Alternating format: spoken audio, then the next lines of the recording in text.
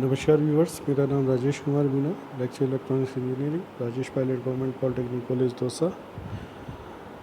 मित्रों, आज हम वीडियो लेक्चर्स की सीरीज़ को आगे बढ़ाते हुए board of technical education Rajasthan के इलेक्ट्रॉनिक्स थर्ड ईयर के EL 305 code power and industrial electronics का जो चैप्टर फर्स्ट है उसको आगे बढ़ाते हुए हमें जो characteristics working and construction of SCR था उसको आगे बढ़ाते हुए आज का जो लेक्चर है वो शुरू करते हैं।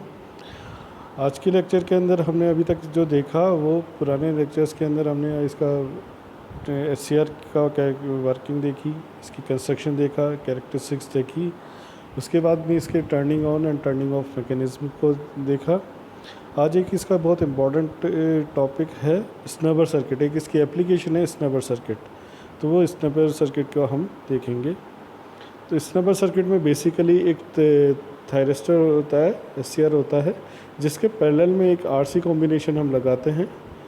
और जैसा कि ये डायग्राम में बताया हुआ है कि जो इनपुट से हमारे पास पावर सप्लाई VS है, एक स्विच है, उसके बाद में थायरिस्टर है, थायरिस्टर के पैरेलल के अंदर एक RS और CS करके स्नबर सर्किट बनता है। RS और CS का है, ये जो RS और CS है ये स्नबर सर्किट के रेजिस्टेंस एंड कैपेसिटेंस है, जो कि सीरीज़ के अंदर कनेक्ट होते हैं आपस में एक दूसरे से, और वो परस्पर फिर हमारे SCR के साथ पैरेलल में कनेक्ट किया जाता है। तो इस तरह के सर्किट को हम स्नबर सर्किट बोलते हैं। तो snubber circuit consist of a series combination of resistance RS and capacitance CS in parallel with the thyristor. The capacitor CS in parallel with the device is sufficient to prevent unwanted dV/dt triggering of SCR.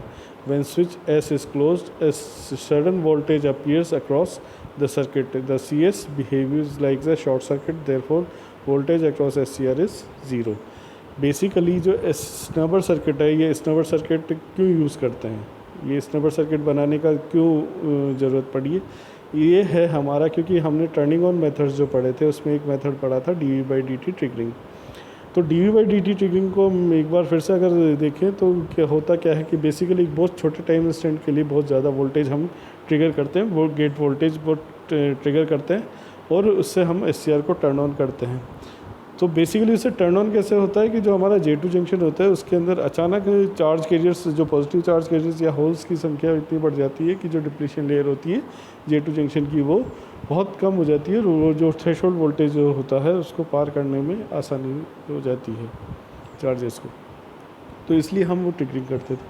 लेकिन इस triggering की वजह से कभी कभी क्या होता है कि अचानक ये जो ट्रिगरिंग होती है उसकी वजह से जो J2 जंक्शन है वो बर्न आउट भी होने के चांसेस हैं, क्योंकि एक साथ अगर चार्ज कैरियर्स हम कहीं एक्यूमुलेट कर देंगे तो वहाँ जो इलेक्ट्रिक फील्ड होती है वो इलेक्ट्रिक फील्ड बहुत हाई इंक्रीज़ हो जाती है, और उसकी वजह से हीट जनरेट होकर वो डिप्लीशन लेयर हमारी बर्न आउट हो सकती है और हमारा जो SCR है वो ख़राब हो सकता है। इसलिए हम स्नबर सर्किट यूज़ करते हैं। अब स्नबर सर्किट में क्या है कि जो SCR हम यूज़ कर रहे हैं, क्योंकि हम ये SCR जो होते हैं वो पावर ड्राइव्स पे की स्विचिंग और के लिए यूज़ करते हैं। तो जो SCR होता है उस SCR के पैरेलल के अंदर हम एक RS और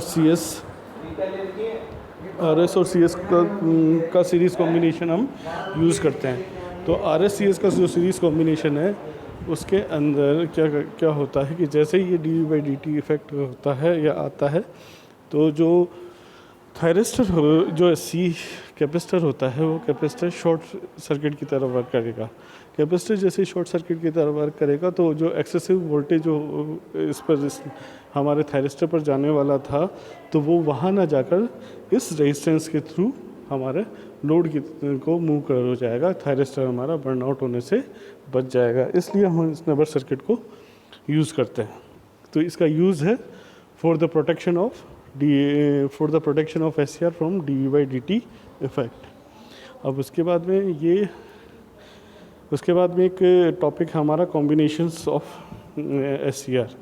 तो हम SCR के दो कॉम्बिनेशंस यूज़ करते हैं, series operation of SCR and parallel operation of SCR।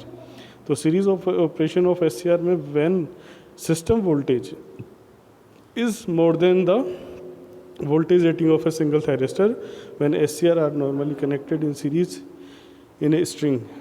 तो जब हमारे पास जो रिक्वायर्ड जो वोल्टेज हो वो रिक्वायर्ड वोल्टेज हमारे इंडिविजुअल थायरिस्टर की वोल्टेज रेटिंग से अधिक होता है, तो हम उस कंडीशन के अंदर SCR का सीरीज़ ऑपरेशन करते हैं, यानी एक से अधिक SCR हम वहाँ यूज़ करते हैं और उसको एक स्ट्रिंग के अंदर हम यूज़ करते हैं, सीरीज़ की स्ट्रिंग के अंदर, उसे सीरीज़ ऑपरेशन ऑफ SCR बोलते हैं। और इसको हम बोलते हैं, सीरीज़ की एक एफिशिएंसी होती है जिसे हम स्ट्रिंग एफिशिएंसी बोलते हैं, वो डिनोट करते हैं नीटा से। नीटा equals to 1/2 into 1 plus V2/V1 where V2 is greater than V1। अब ये V2 V1 क्या है? ये V2 V1 है हमारे जो थायरिस्टर्स हैं, SCRs हैं, उनके वोल्टेज रेटिंग।